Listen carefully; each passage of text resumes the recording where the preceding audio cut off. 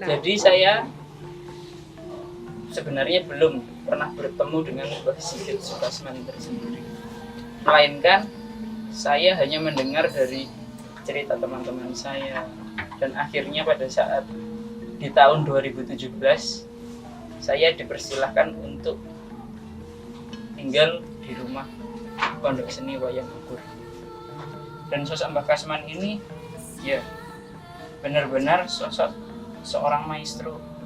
Dia bisa menciptakan dan membuat karya walaupun itu ya dihina oleh beberapa orang, dihujat, tetapi beliau tidak menghiraukan itu. Beliau tidak menghiraukan itu dan tetap terus berkarya. Kedepannya saya berharap wayang ukur itu banyak yang mengunjungi, terus di anak-anak muda itu juga ikut berproses di dalam sini. Dia tuh pedalang dan pembuat wayang. Emang sih saya awalnya saya bukan dari basic pewayangan dan pertunjukan, cuman saya sebagian sudah tahu karya-karyanya dia. Menurut saya itu karya yang luar biasa karena saya belum pernah, mungkin karena saya orang awam jadi saya belum pernah tahu tentang pewayangan yang dibuat secara kontemporer. Kalau saya dengar tentang Mbah Kasman itu dia orangnya luar biasa, semangat dan baik, supel katanya. Karena saya juga belum pernah ketemu langsung dengan Mbah Kasman, dia itu pekerja keras. Jadi katanya kalau misalnya bikin patung dan bikin karya itu dia benar-benar luar biasa loyal sekali. Dan semua yang ada yang di pikiran dia dan apa yang dia inginkan selalu dia ingin untuk menciptakan karya tersebut menjadi nyata. Hal yang membuat luar biasa di dalam diri Mbah Kasman karena itu adalah berbeda. Karena semua yang berbeda dan Mbah Kasman tuh orangnya pengen menurut saya, menurut pandangan saya tentang beliau, dia ingin mengeluarkan hal-hal baru yang emang di dunia untuk kedepannya tidak berbeda dengan yang lainnya. Dan dia emang sampai belajar ke luar negeri untuk menempuh ilmu-ilmu tentang pewayangan segala macam, apapun yang bisa beliau pelajari pasti akan dia pelajari sampai sekarang. Namanya dia benar-benar luar biasa dan besar, dan semua dalang-dalang mungkin dan wayang-wayang pun berpatok pada dia. Itu jadi yang saya tahu dan saya tentang Mbah Kasman, dia maestro wayang dan dalang. Harapan saya untuk wayang ukur dan terutama wayang-wayang yang kalau anak muda kekinian kan mereka pasti udah istilahnya kayak udah modern, masa sih kita harus nonton wayangan terus gitu mungkin ya. Tapi menurut saya karena wayang-wayangnya Mbah Kasman untuk kontemporer dan sebenarnya untuk dunia yang awam seperti saya juga itu harus tetap kita bangun, harus tetap kita jaga agar kebudayaan Indonesia dan tentunya di Yogyakarta semakin maju. Untuk mengenal Mbah Git nggak pernah, paling cuman ya sangat tertarik dengan karya wayang-wayangnya sih, karena sangat berbeda dari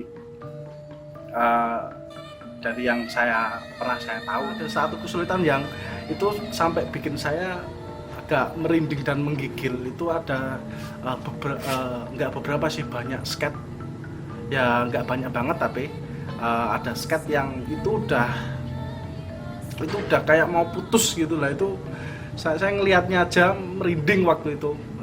Pas sampai megangnya tuh cuma pakai ini jempol sama jari ini. Itu sih yang bikin saya kesulitan dan merinding. Harapan ya untuk harapannya ya ini bisa menjadi kalau tempat nongkrong enggak tempat nongkrong, bisa jadi tempat belajar ya mungkin ya untuk anak-anak muda ya, generasi selanjutnya, supaya lebih mengenal wayang laku. Sebetulnya saya belum pernah ketemu dengan Mbah Kasman karena saya baru ke Jogja itu sekitar tahun 2017. Saya banyak mendengar tentang Mbah Kasman itu karena saya kebetulan kenal dengan Pak Yoyo, kemudian kakak ipar saya Mas Taufik yang kebetulan adalah murid dari Mbah Kasman. Dari situ, dari tahun 2017 saya kadang main ke sini untuk melihat karya-karyanya Mbah Kasman, untuk mendengar cerita-cerita tentang Mbah Kasman dari orang-orang yang datang ke Mbah Kasman itu saat menyimpan arsipnya, arsip sketsanya itu berupa gulungan-gulungan. Jadi karya ini itu sudah kami plastikin satu-satu agar dapat difoto dan bisa rata di fotonya. Sebelumnya Mbak Kasman itu menyimpan sketsanya ini dalam bentuk gulungan dan setiap gulungannya memang diberi nama tokoh-tokohnya, tapi ternyata ada beberapa yang tercamar tokoh-tokoh wayang milik Mbah Kasman. Misalnya kayak tokoh Ramayana itu ada Rama dan Sinta, kemudian ada Togog, Punokawan 4 itu Gareng, Semar, Petro, kemudian ada beberapa buto. Nah dari situ itu tuh melihat bahwa wayang Mbah Kasman itu sangat menarik dari segi wayang kreasinya yang sudah kontemporer, yang sudah diubah menjadi lebih modern, tetapi masih ada berbau klasik yang gimana? Yang cukup cantik untuk dilihat dari segi estetikanya. Dan ketika Yeti pernah nonton Ki Mantep, kebetulan waktu itu Ki Mantep di Sasono Hinggil itu menggunakan wayang Semarnya Mbah Kasman. Dari situ Yeti nonton dari balik layar, loh wayangnya kok bagus ya, di situ ada siluetnya itu bisa berwarna. Mbah Kasman itu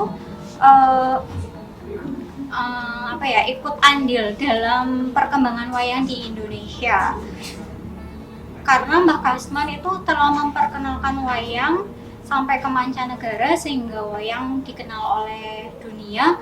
Kemudian akhirnya UNESCO memutuskan untuk menjadikan wayang sebagai warisan non-bendawi. Harapan saya museum wayang ukur ini kemudian akan menjadikan referensi bagi seniman-seniman, khususnya seniman kriya, bagi dalang-dalang atau pengamat wayang tentang perkembangan wayang di Indonesia.